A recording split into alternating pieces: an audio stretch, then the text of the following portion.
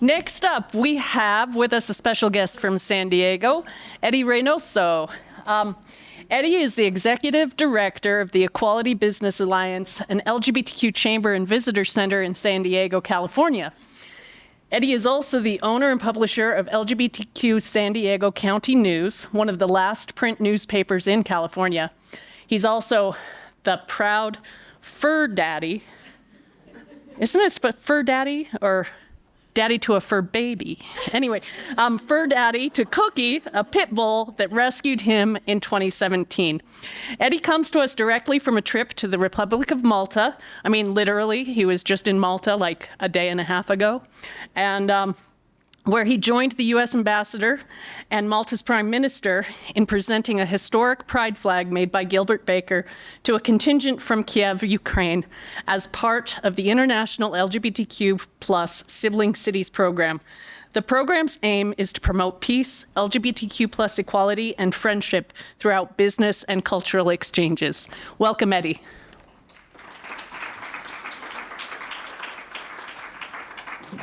Oh. And that's what Eddie looks like. It's right there and right there. Thank you for having me. Let's see. I am a Mac person, so using a PC is a little challenging for me. But I think I can manage. To just advance to the next slide, you can just use this and just Okay, perfect. advance and back. Oh, that's Back. There you go. Backwards is forwards, forwards is backwards. Yeah. All right. So San Diego, I'm, like I said, or like Liz said, I'm the executive director of the LGBT Chamber of Commerce for the Equality Business Alliance and Visitor Center. I'm here today to talk about the economic benefits of LGBTQ tourism. Can you hear me all right?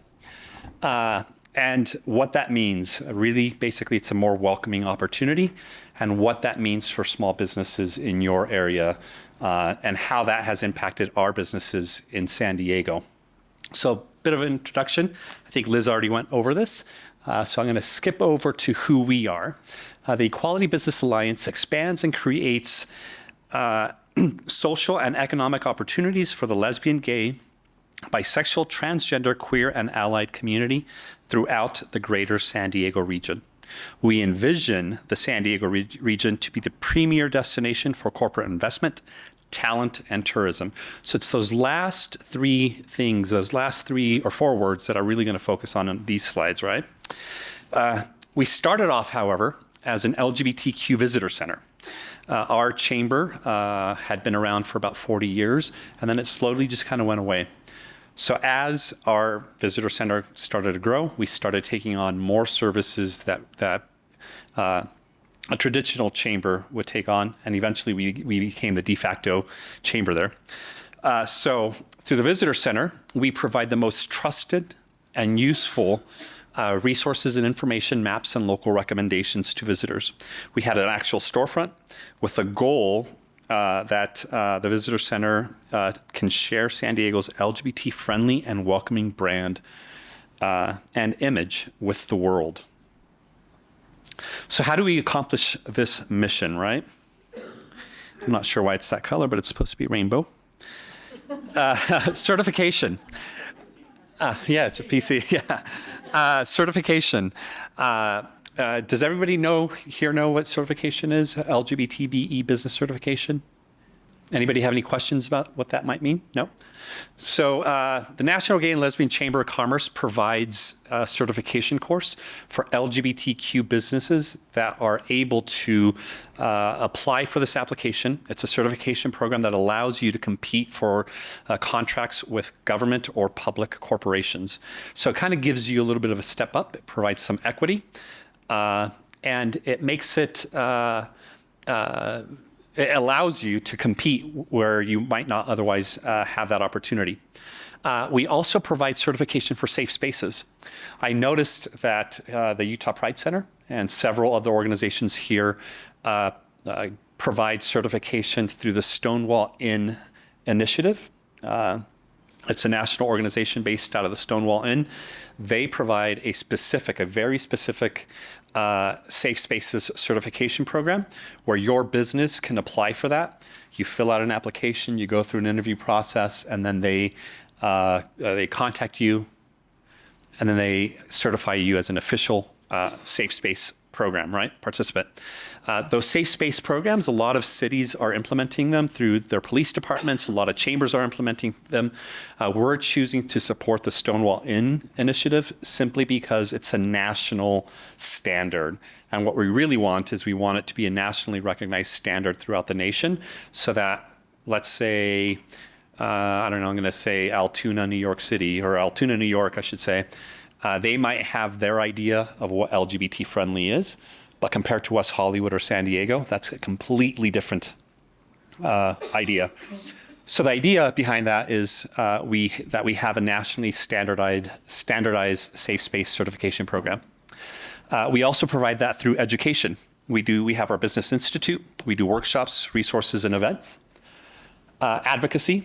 Our organization is really big on public policy. As Liz mentioned, I was just in Malta. I got to meet with the Prime Minister to do a presentation, and that is all really kind of boils down to our advocacy work. We do advocacy at the local level, state level, regional level, national level.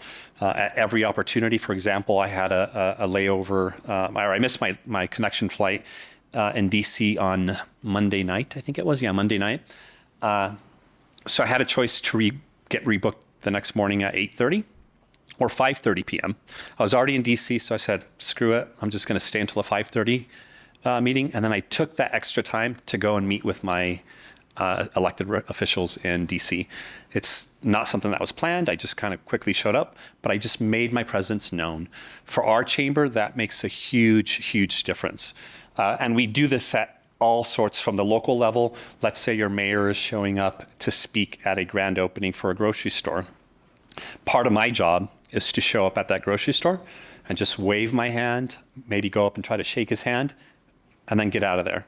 And what that does is it starts to create a relationship so that anytime our organization needs any kind of assistance, we already have that face-to-face recognition, and we already have that rapport that we've already been doing. Most people, I don't know how you guys managed to, or who it took to invite the mayor to be here this morning, but I know that with us, our mayor, it's the 8th largest city, so it's really difficult to get him into a room, let alone for anything more than 5 minutes. So our relationships are not necessarily with the mayor, but it's with their staff and specifically with their scheduler. So whenever we can, we make sure to connect with the scheduler for any of our elected officials. We also do this through networking. We provide member events, conferences, and our business directory. Finally, there's marketing and community. These last two are really where I'm going to focus on for this presentation and how it really connects with LGBT tourism.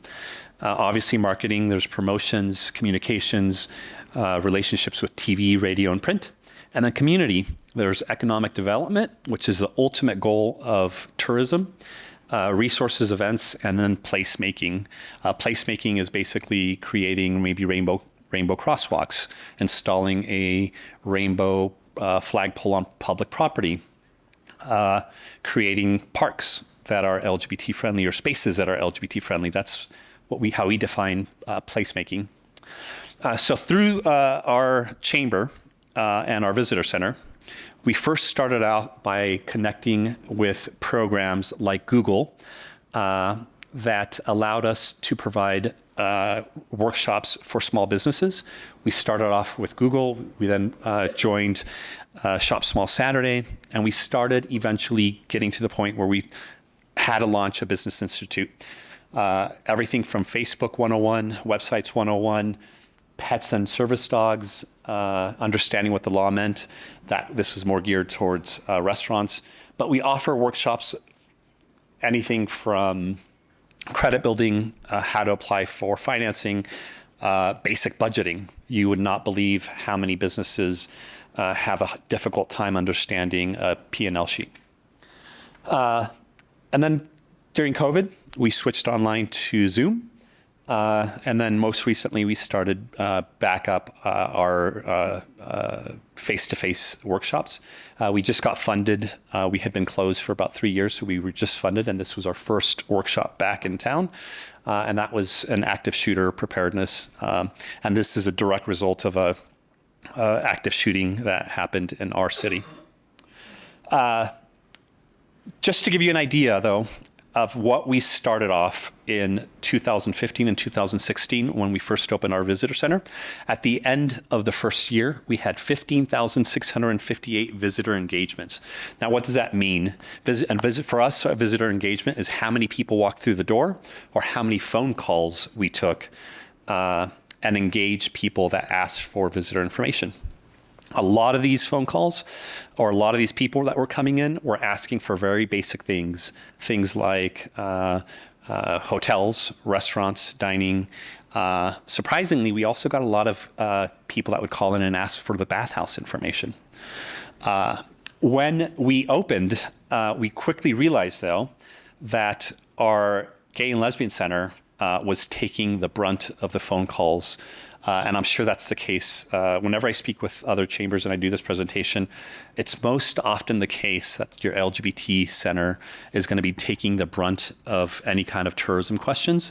So we really decided at that point that we needed to connect with our center and offer training on how to direct them onto our website or redirect those phone calls to us. Our gay and lesbian centers should really be about social services and not about answering questions of where the bathhouses are or the hotels are, that kind of stuff. Our first year, however, from an economic standpoint, we were able to provide 23 community sponsorships. And that's where we went in. We either provided funding or marketing assistance for their events.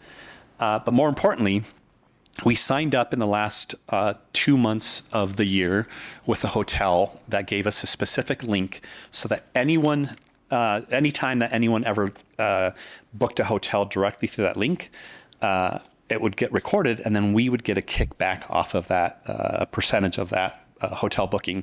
As a result, we ended up with 275 direct hotel bookings, which is pretty impressive. It's about $200 a night in San Diego. So you start to add that up, and that's just in 2 months, our first year. By now, it's in the thousands, right? And by the way, we did all of this with zero public funds. Oops, I'm going backwards again. So we really had to figure out who our markets were. We did this through, I talked about earlier about taking those phone calls and those visitor engagements. Every single one of those people, we invited them to participate in a survey. That first year, we accomplished about 900 and something surveys. So through those surveys, we were able to get some really important data. And that led us to figuring out that most of our people were flying in from certain cities. And again, the color isn't showing up. It's a Mac and PC issue. This is supposed to be the United States. But our flying markets were San Francisco, Portland, Seattle, Denver, and Chicago. Our drive-in markets for us are Orange County, Los Angeles, Palm Springs, Las Vegas, and Phoenix. I imagine for Salt Lake, it's going to be pretty similar. Just because when we compare ours with Denver, we have very, very similar markets. And then obviously our in-town market. Our in-town market consists of locals, visitors that are already in town visiting, other local businesses, chambers, and other business groups. And I'm going to speed through this so I can get through the rest of the good stuff. So what are some of the goals of tourism? Obviously, we want to attract visitors. Tourism creates 1 in 4 new jobs throughout the world. In San Diego, because we're such a huge tourism town, it's 1 in every 3 jobs. Businesses. We want to attract companies and individuals to host events and conferences that draw more tourism, right? And these are just, I'm going to just preface by saying that these are just some of the goals. It's not an exact list or an ideal list, but this is some of the goals that we set out for our organization. Students, again, education is really big in San Diego. We have several major universities with 35, 45, 85,000 students. So we wanted to really focus on students and what that brings to our local economy. Whether it's, we know that higher education creates jobs, and it also increases individual wealth. That last little bit of that is really, really important in terms of tourism, because ultimately the ultimate goal of tourism is economic development, right? But there's also an aspect to tourism that not a lot of us really think about. And that's cultural heritage and preserving our cultural heritage. For us, we wanted to preserve our LGBT heritage, and we did that through placemaking. So we created spaces in San Diego, and I'll kind of go through some of those in a little bit. But we created some spaces like a rainbow crosswalk. We're in the process of creating a Pride Plaza, which is an entire 2-block section of our neighborhood. That's dedicated to public events. So it's where we can host farmers markets, car shows, that kind of stuff. Talent. Obviously, tourism. As you start working your way up the pyramid, first there's visitors. Some of those visitors eventually bring in companies. Those companies start to draw in students. Students, companies, and visitors. We want to focus that attention on cultural heritage. Eventually, we want to attract those people to our region to not just visit, but also to move in, right? We want to make their experience so great and so welcoming that they eventually choose San Diego as a place to live. That's the case that happened with me. I wasn't going through a breakup. I took a week off so that my ex could move out of his apartment. I ended up in San Diego for a week, and I fell in love with the city. And a couple years later, I ended up there, and I've been there ever since. So finally, the very, very tip, that end goal is our tax base. We want all of these people that move in, whether you're LGBT or straight, we want you to move in, expand their families, and invest in our businesses, create a business, and eventually buy a home, because we want you to pay taxes. Taxes are what drives our economy, what creates infrastructure, and in turn, it starts to snowball, right? So for us, what did that look like? We ended up renting a really historic building in the heart of Hillcrest. As you can imagine, the rent in San Diego is pretty expensive. So we rented out a first floor space. It was about 3,800 square feet. Our rent was about $6,000 a month, which back then was incredibly, incredibly cheap. That same space is going for about $10,000 right now a month. But what we did is we first started off by setting up, our visitor information center, a small desk, and then a small little case that had these tchotchkes that I literally bought from Walgreens. Every city has these tchotchkes that have, San Diego or Salt Lake City. They're in Walgreens, CVS. I've seen them everywhere in every city. So I just bought those, and then I resold them up for a higher market or for a higher price. Most people didn't realize it and were willing to pay for that extra, $5 or $10 price that I added on top of it. But what that told us was that there was a market, and there was a way for us to create income for the Chamber and Visitor Center. And that was a way that we hadn't really thought of.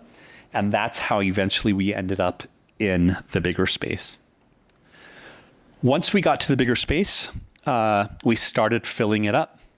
So we decided we were going to give an opportunity to LGBTQ entrepreneurs to be able to rent a space. And this is for people who did not have the funding or the resources to rent a brick and mortar, right?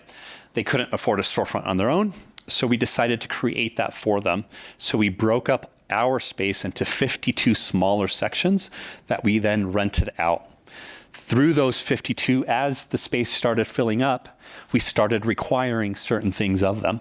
So for example, if you were a clothing designer and you wanted to sell your clothing to us or at the store, you had to create something that was specific to LGBT community and specific to San Diego. Same thing went with our porcelain workers. They made mugs.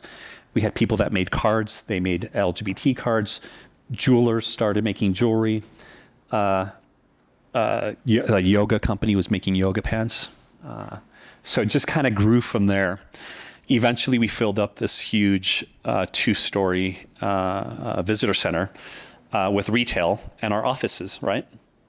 As that grew, our visitors suddenly went from 16,000 to 24,000, 26,000, 28,000 visitors a year. But more importantly, without it, there's a couple things that can happen to certain regions.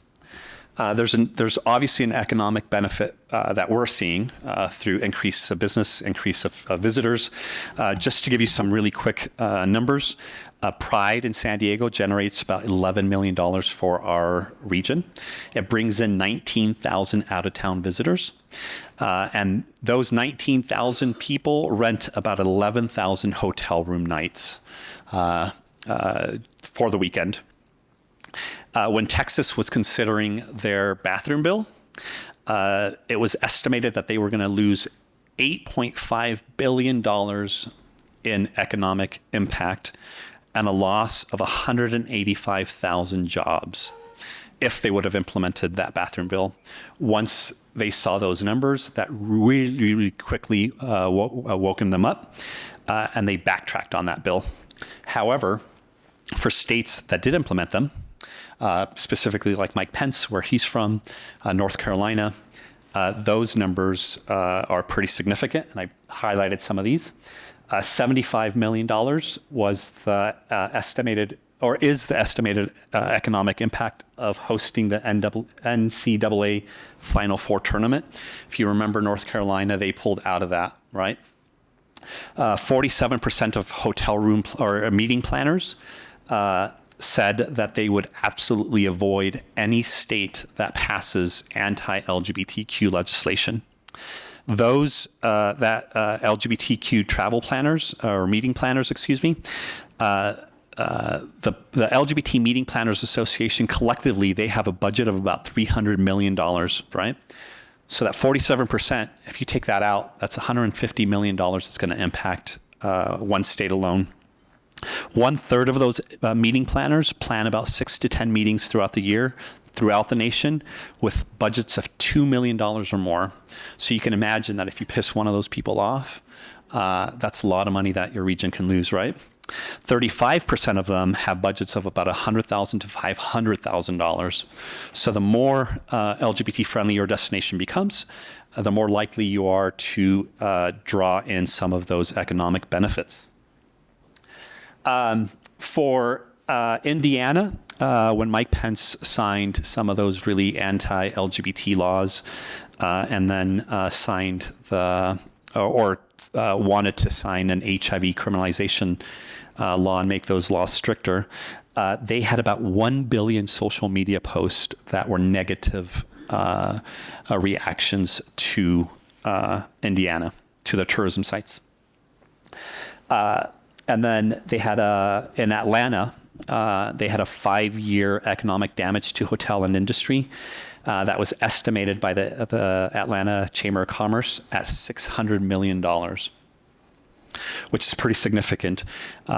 Even though some of those laws didn't fully get implemented or got reversed, that impact was still felt for 5 years after that backtracking. So any time that we hear of a state that starts to put in, whether it's bathroom laws, anti-transgender law, drag laws, those economic benefits are instant, but they also drag on for years and years and years, because the reminder, LGBT people specifically, are very, very loyal to brands. They're very, very loyal to travel, and they spend a lot. We're the highest spending demographic in LGBT travel. For example, in San Diego, our general travel industry brings in about $1.2 trillion. $540 million of that is LGBT individuals alone. So for us, The reason we wanted to focus so much attention on LGBT travel is kind of two parts. Between 2004 and 2014, several destinations throughout the United States, primarily Philadelphia and Las Vegas, started LGBT programming and LGBT tourism initiatives. As a result, San Diego fell from being the 8th most visited city to 14. The reason that's important is because our population as the 8th largest city, it would correlate that we would also have the 8th most number of visitors visiting our region. However, once those other destinations started to attract tourism, even though they were either a smaller population or had or simply just put a budget, those cities started increasing from being number 14 to eventually being number 3 and number 1. So Philadelphia, which is not exactly on the top of my list, I don't know if anyone's from there, I apologize, but it's not on the top of my list as being a place to visit. I love history, and what caught my attention about their program is they started a program called Philadelphia, where it's get your history straight and your nightlife gay. That simple ad was enough. They invested $30,000 on getting this ad out, and it was enough to move them from the 14th spot to the 3rd spot in terms of LGBTQ travel. And that's on a $30,000 budget, which is pretty significant. Las Vegas obviously invested millions and millions of dollars. I think they invested like 1.2 million, but they shot up from also, I think it was like 16th to the number 1 spot. And the way they did it is through a commercial, which I'm going to play real quick.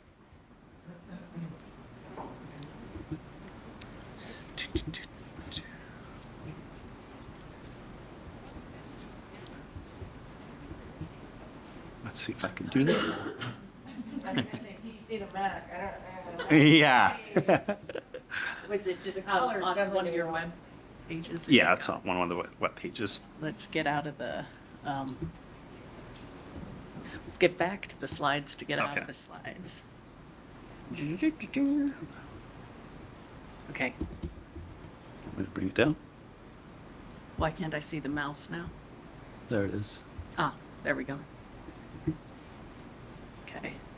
Get back into the slides and then hit there. Now we're out of the slides. Are your background pictures gonna come up with? That's scary. I took them off, Tracy. I hid everything I didn't want you to see on the laptop. We might need a little tech support, guys. The browser isn't showing up on the. Came up earlier. This cable's been a little. Oh, Crystal's helping. Stuff all day, Crystal. every day. While they're going, I'll talk a little bit about the ad that I'm about to play.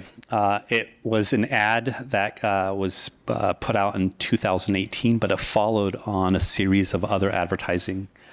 Here we go. But the ad was called Now and Then. It ended up having, it went viral with 8 million views on social media. Yeah.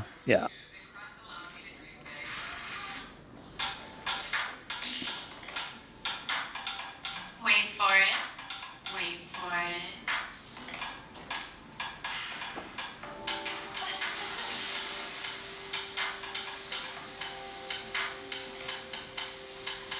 Let's get married. You're right. On what planet? I'm serious. We knew we'd get married the night we met. We met here. Hi. Hi. I didn't have anything else to say. I just wanted to meet you. Let's get married here. Tonight. It's Las Vegas. What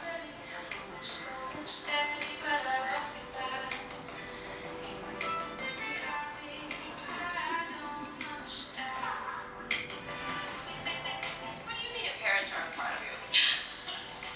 You are beautiful, successful, and charming. Funny. I don't think it's my sense of humor that they have an issue with.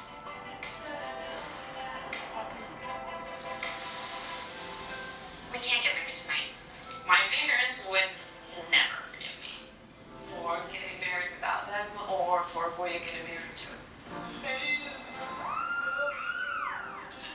They don't see the world the way we do. Well, how do you know that? You never asked. I don't have to ask. I know that. Well, if you never ask, then you can't know.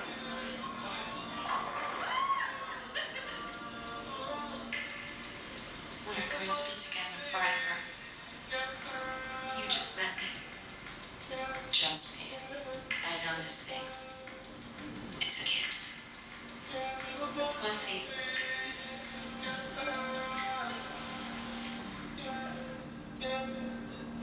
What are you doing? Look. It's a wedding. It's fake. Let's just speak.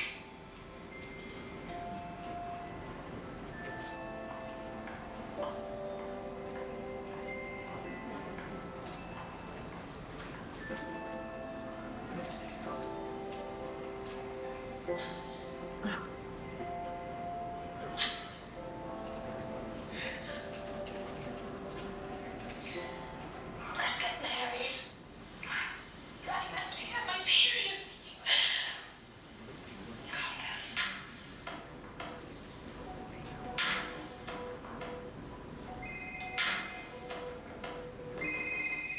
Dad? Mom? Let's get married. Every time it's like fire under water. Fire under water.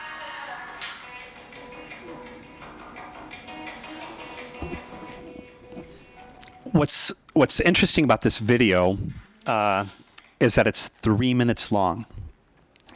And the reason I wanted to point that out is because 3 minutes is a long time to have someone's attention span. The average attention span is about 8 seconds. However, this video ended up getting 8 million views at the full 3 minutes and 12 seconds. It got something like 16 million views, partial views. And then once you start breaking it down into smaller sections, obviously that number grows, right? But it made a big enough impact that it went viral and got 8 million views at 3 minutes and 12 seconds. So that really started to catch our attention. So we eventually flipped over and started doing videos ourselves. But before that, there was a quick, I want to just go through this timeline. In 2015, we opened. And by then, San Diego had dropped to the 24th spot as the most visited city in the nation. 2016, we had about 16,000 visitors. And then between 2017 and 2019, we went up to 24,000, 26,000, 28th. And then that is really when we started seeing our score and our ranking increase. We eventually went from 24 to the 12th spot. And then in 2023, we once again hit the 8th most visited region in our amongst LGBT visitors throughout the nation. However, something happened in between that I think it affected everyone, and that was COVID. Our organization was the very first organization to close in San Diego, and that was because Liz, myself, and a group of other LGBT chamber leaders were meeting on a regular basis. We were planning our economic summit for Albuquerque at the time. Were you in those meetings? Yeah. So we were meeting once a week, and it just so happened that Seattle was leading those meetings. They were the head of WBA, which is the Western Business Alliance. Through those meetings, they were having frequent communication with their governor. And then on February 26th, the CDC, the head of the CDC, issued a really stark warning that really kind of struck me, and it made our board pay attention when we shared it on social media. And that was the CDC director took the day off, went and picked up her kid from school, and then had a radio interview on February 26th and said, I told my daughter this morning that business and school will never be the same. For me, for someone of that stature to say something with that kind of impact and say it publicly on radio, it really made me think that something big was happening that the public really wasn't aware of. A few days later, we had our WBA weekly meeting, and after that meeting, we decided that we were probably going to have to close our visitor center just to kind of give the virus some time to blow out. We thought we were going to be closed for 3 weeks, and that ended up being 3 years. So we just barely, this past year, received our first round of funding. It's our first round of funding that we've had in 3 years. So it's been a long journey for us. However, what's happened is it's allowed us, and can I go back to the video again? She just minimized it, I think. Minimized it? Okay, let me see. Boom. Let's see. Okay, there it goes. You got it. Yep. So we started creating our own videos to start marketing our region.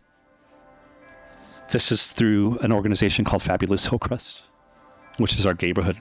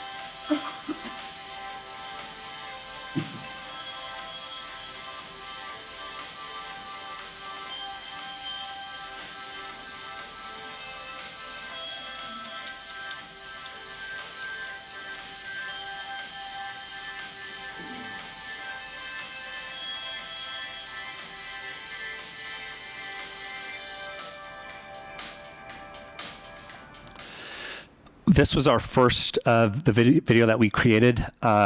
This video in particular, we ended up putting it in hotel rooms. So, you know, when you check into a hotel room, there's always that one channel that has the local commercials, whether it's shopping or the local hotel information. We ended up connecting with a company called the Travelers Channel, not to be confused with the Travel Channel. But the production of this was $1,200, which is not a lot of money. And then we paid $5,000 to have it play for 3 months. The value of that was pretty large for us. It played 2 times per hour the first 3 months, and then we launched a second commercial in about a year later.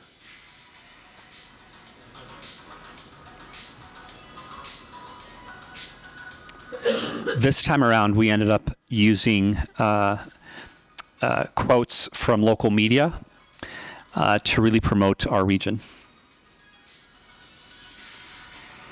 Local and national media.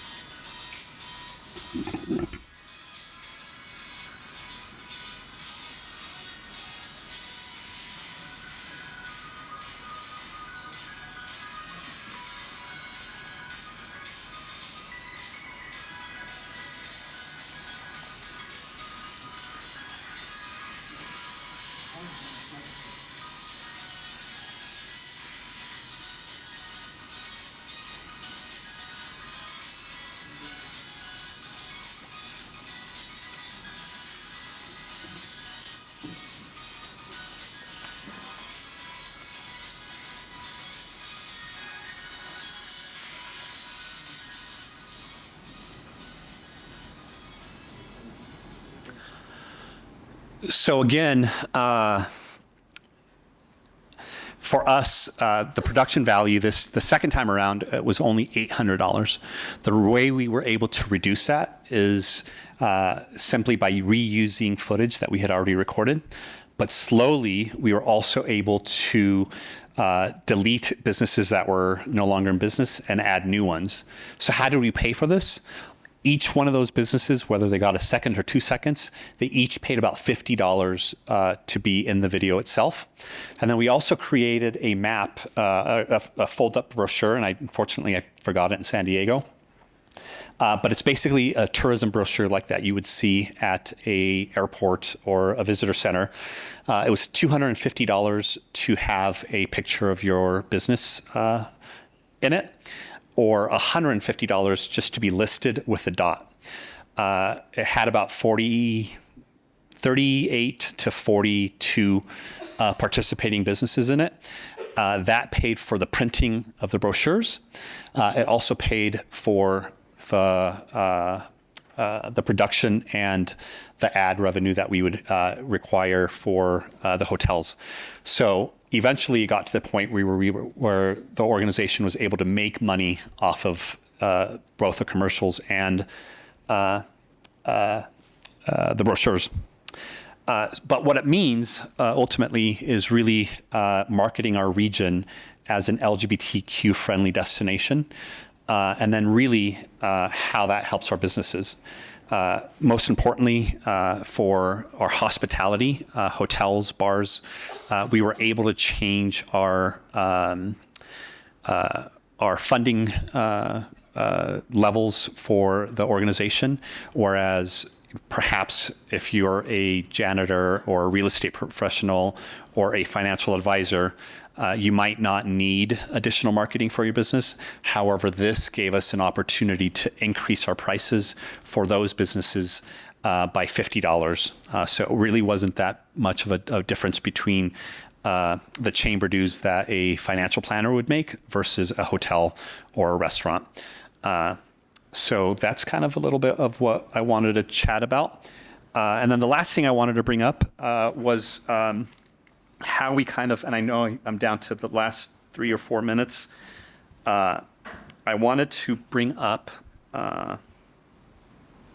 let's see. I'll just do it that way. So this was our website. It's in the process of being redone right now, so I apologize if some of the links are not working. However, we were able to take everything from our old visitor center website, which is this. We were able to take all of this and combine it with our chamber, with our visitor center and our chamber website. So now we just have one website. On one side, we have all the visitor information stuff. And then on the other side, we have what we call our member center. So we're in the process of reopening our visitor center again. We just got funding for that, a second round of funding to do that, to reopen. However, all of our programs are listed on our website now, and everything is all under one complete website. So whether you're a public-facing, so a customer, or a business-facing, you just come to one website, and everything is now on here for us. What we were able to do, though, is we were able to now tie in, for example, this is a blog. So these are blogs that we have people write for us. We're able to start tying those directly into our directory. So all of our tourism information starts to connect. And I apologize, these are some of our older because everything's being transferred in. But everything, so for example, if you're a member, Common Stock, or Sunny Boy Biscuit, that also allows you to be part of our blogging. So in order to be featured on our blogs, on our tourism site, you have to be a member of the chamber, right? So it kind of starts to create even more mechanisms for funding, because now you're starting to promote not just your member services, but also your tourism services to businesses that really require that extra little push. And as a result, through all of this, we eventually launched a program called the LGBTQ Sister Cities Program, where we started connecting with cities like Key West, Chicago, Montreal, and connecting with business groups in those organizations. So hopefully in the future, maybe we can discuss a sister city program with Salt Lake and another one of our program cities throughout the nation. Yep, that's it. Any questions? No? If you want to answer questions, I'm going to mess around here for a second. Questions? You have questions? What impressive. Thank you, I appreciate it. Really amazing. Yeah, and you know, I think what's most important about all of this is we had zero public funds up until 2022. So all of this was done with a really limited budget. So for a city like us to be able to do this, I think it just really takes a little bit of creativity and some people that are really willing to Close the put in website a little bit of and time just leave it on and the effort, slide that it's and really consider what your region. So for example, if Salt Lake City It can were to minimize or start close, to but focus it's on fine. tourism, it really doesn't take a whole lot, because all of the information you already have through your members, right? You already have a website. You already have businesses that are restaurants. And if you don't have hotels, major hotel chains, that's just another reason why you want to add corporate level sponsorships, because that's really where the big bucks start to come in to fund this kind of stuff. Cool. All right. Thank you. Thank you very much.